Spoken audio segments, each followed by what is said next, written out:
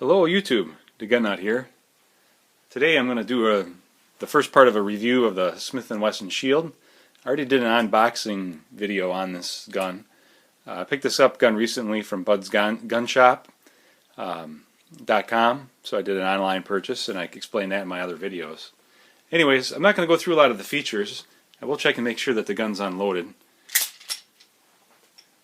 can see that the no round in the chamber. You can see the magazine is also empty as well, so we're clear. There's been a lot of videos out there already on the features. It's got a good trigger pull. I talked about that in my other video as well, and a good short and audible reset. So I like the trigger. That was one of the reasons for purchasing the gun. I purchased the no thumb safety model. I did that because my other defensive guns are Glocks, a Glock 27 and a Glock 19, and they do not have a thumb safety. And I also have a Springfield XD that again does not have a thumb safety. So that was my reason for holding out to get the non-thumb safety shield. On my shield I did put on a Pachmayr tactical grip glove. It's okay, and what I really like about it is it does make the grip a little more hand-filling. I know my other guns are double stacked, so I'm really used to a little more grip to hang on to, a little bit wider grip. That's why I felt like I needed to put something on there. I might change it out and put on some Talon grips, because the thing I don't like about it, I actually have one on my TCP and I don't seem to have as much of a problem, but on the shield, this thing seems to fall down real easy, slide down, and then it can make it difficult. You can get it caught here and not be able to get the mag fully seated. So I'm not sure if I'm going to keep this on long term, but as I get used to the gun and get some shooting in with it, I'll make that determination, but I probably most likely will change that out. So I'll just go ahead and demonstrate the field strip of it here. Clear the magazine, lock the slide back, flip down the takedown lever, let the slide go back forward, pull the trigger. There is another way to do it. If you read your manual, you can do it without pulling the trigger. You can actually release the sear before that. And then it breaks down just like any other striker-fired gun. So the spring comes out and the barrel comes out like this. So your simple assembly. Also, something I've found interesting is there's some dimples on the inside of the slide. I don't know if they're visible. I think you can see them there. Not exactly sure what that is. It's probably some sort of manufacturing marking.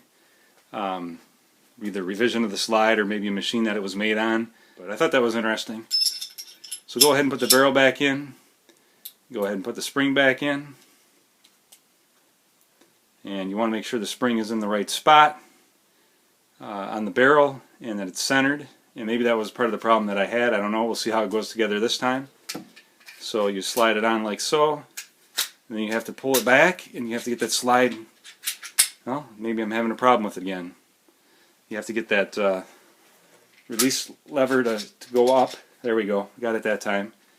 Or I should say the slide lock to go up. But it could be just fighting the spring, or maybe I don't have something quite aligned right inside. But that's all there is to it. Check and make sure the gun's working. There we go. And let's do a little bit of it. And you can see, just from doing that Pachmayr grip glove came down. So I don't know that I can recommend this grip glove on the shield. Again, I'm only going to use it at the range for right now, until maybe I get some Talon grips or something else that will help with the grip for me. So I'm going to go ahead and do the weight comparison, size comparison between my other carry guns.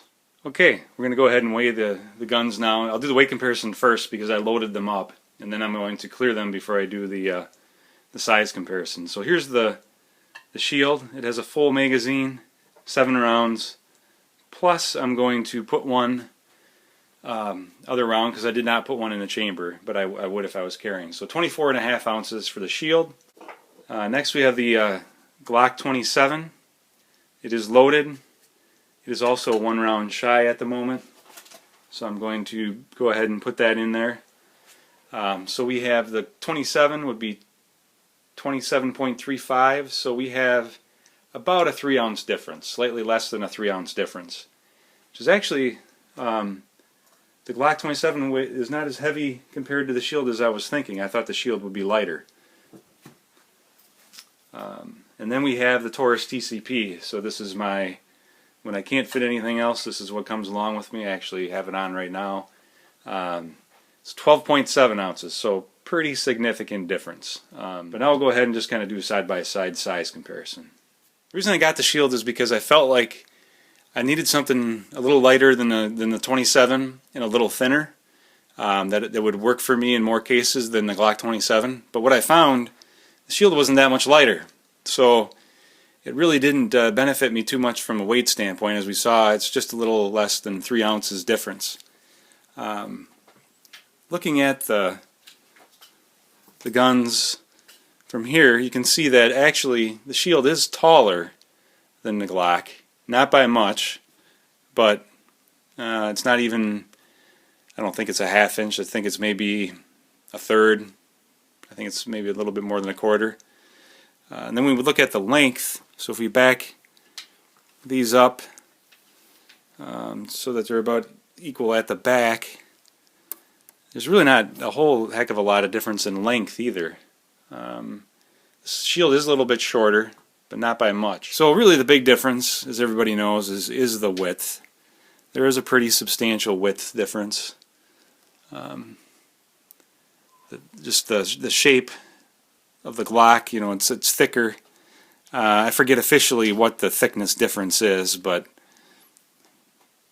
you know, there is, I don't know what it is, 1/3 of an inch or 1/4 of an inch difference in width. And really that's part of what I wanted to do, was get a little bit thinner gun, at least for those times where I'm going to be wearing inside the waistband with some clothes that maybe are a little tighter than others. But really, I mean, it's not as big of a difference as I was expecting. Now that I'm doing them side by side here, really no comparison to the TCP. I mean, this is a tiny gun, so I mean, but it kind of gives you a feel for the size of the Shield. In my mind, you know, the TCP is a pocket pistol. I don't know that I would consider the Shield a pocket pistol. I mean, there's a huge difference in size between these two guns. You can see that. I don't know. I don't have the specs in front of me, but that's over an inch, I would guess, in grip height. I don't have a magazine in TCP, but and I think in barrel length we're looking at, again, boy, another ½ inch, maybe even more different between the Shield and the TCP. And the TCP is thinner. Still pretty thin, that TCP, compared to the Shield. So really, there's a much bigger difference between the Shield and the TCP than the Shield and the Glock 27. The Shield and the Glock 27 are actually not that far apart in size, with the Shield being slightly taller in the grip, but thinner in the width.